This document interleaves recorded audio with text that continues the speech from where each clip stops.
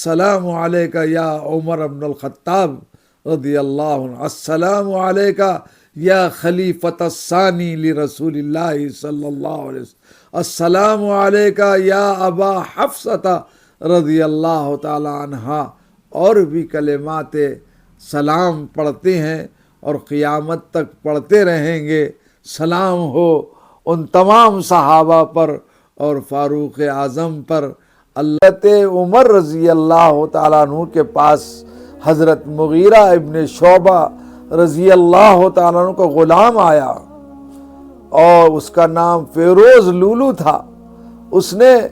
حضرت مجوسی تھا، اس نے حضرت عمر سے شکایت کی کہ میرے آقا مجھ سے بہت کام لیتے ہیں، مشقت لیتے ہیں۔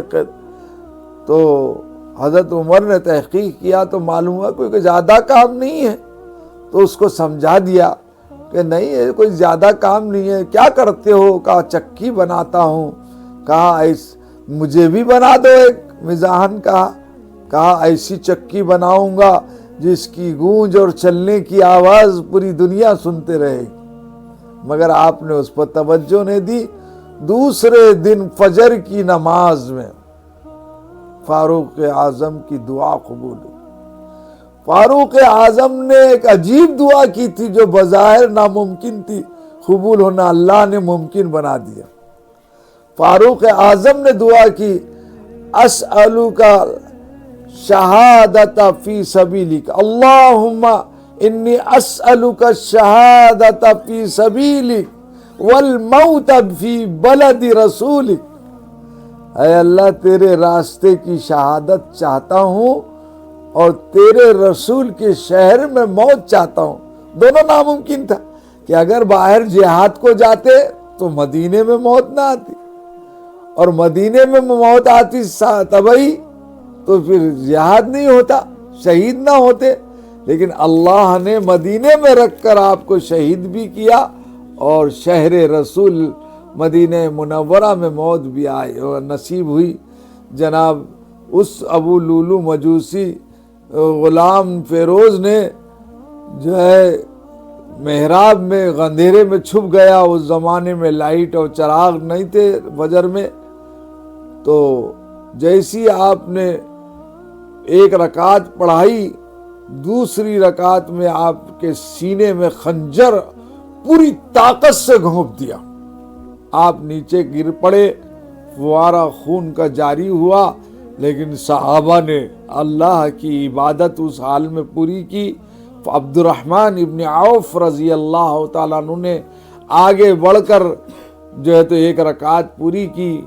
اور وہ غلام مجوسی بھاگنے لگا، 12-13 صحابہ کو زخمی کیا، لیکن اس کو پکڑ لیا گیا۔ فاروق اعظم کو ہوش آیا تو آپ نے فرمایا کس نے مارا؟ تو کہا یہ مجوسی غلام۔ کہا کہ الحمدللہ کسی مسلمان نے نہیں مارا۔ تو اس کے لیے جو شرعی حکم ہے، اگر میری وفات ہو جائے تو شرعی حکم کو پورا کرنا، ورنہ میں زندہ رہا تو میں اس کو چاہے معاف کر دوں چاہے کوئی فیصلہ کروں۔ تو حضرت عمر رضی اللہ تعالیٰ جب بے ہوش ہو جاتے، ہوش آتا تو لوگ نماز کے لیے کہتے، تو آپ فرماتے تھے ہاں جو نماز نہیں پڑھتا ان کا دین میں کوئی حصہ نہیں ہے۔ فاروق اعظم رضی اللہ تعالیٰ عنہ کی وفات ہوئی یکم محرم الحرام کو۔ ہم محرم کے مہینے میں جب دوسرے شہداء حضرت حسین رضی اللہ تعالیٰ عنہ کا تذکرہ تمام علماء کرتے ہیں، اور فاروق اعظم کی شہادت کا کہیں ذکر نہیں آتا۔ یہ بہت بڑی جو ناسپاسی کی بات ہے کہ اتنے عظیم انسان فاروق اعظم ابو بکر صدیق کے بعد سب سے بڑی شخصیت تھی امت مسلمہ کی، ان کی شہادت کا بھی تذکرہ آنا چاہیے اور کرنا چاہیے۔ جب انتقال ہونے لگا تو آپ نے اپنے بیٹے عبداللہ ابن عمر رضی اللہ تعالیٰ عنہ کو بلایا اور کہا کہ مجھے آقا انعامدار سرور کائنات کے پہلو میں دفن کرنا، اگر ماں عائشہ صدیقہ رضی اللہ تعالیٰ عنہ اجازت دے کیونکہ ان کا حجرہ ہے، ان کی زمین ہے، وہ مالک۔ انتقال کے بعد جب بچوں نے مائی عائشہ صدیقہ سے یہ درخواست کی کہ ہمارے والد کو حضور کے ابو بکر صدیق کے پہلو میں دفن کرنے کی اجازت دیجیے، امی جان نے کہا حضرت عائشہ نے وہ جگہ میں نے اپنے لیے مختص رکھی تھی، لیکن میں ترجیح دیتی ہوں فاروق اعظم کو، اور خود دفن ہوئی جنت البقیع کے اندر تمام ازواج مطہرات کے ساتھ، اور فاروق اعظم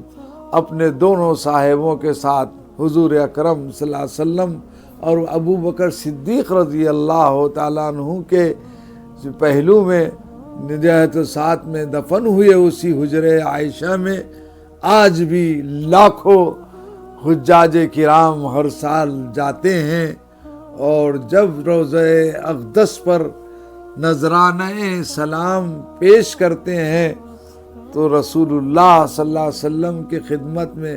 ہدیہ سلام پیش کرنے کے بعد دوسرے نمبر پر صدیق اکبر کو سلام کرتے ہیں، اور تیسرے نمبر پر حضرت فاروق اعظم عمر بن الخطاب رضی اللہ تعالیٰ عنہ کو سلام عرض کرتے ہیں کہ السلام علیکہ یا عمر بن الخطاب رضی اللہ عنہ، السلام علیکہ یا خلیفۃ الثانی لرسول اللہ صلی اللہ علیہ وسلم، السلام علیکہ یا ابا حفصہ رضی اللہ تعالی عنہ، اور بھی کلمات